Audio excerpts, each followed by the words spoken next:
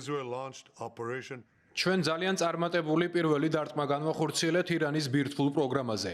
ღვთისწყალობით მეცაც მივაღწევთ.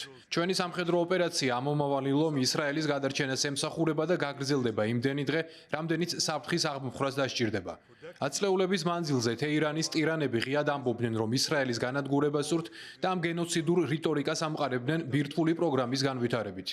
ბოლო წლებში მათ გამოიმუშავეს საკმარისზე მეტი გამდიდრებული ურანი, რომლითაც მთელი 9 ატომური ბომბის შექმნა შეიძლება.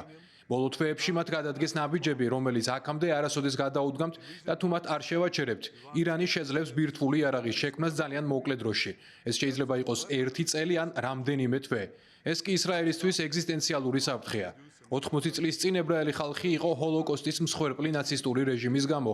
უკვე დღეს ებრაული სახელმწიფო უარს ამბობს გახდეს ბირთვული ჰოლოკოსტის მსხვერპლი.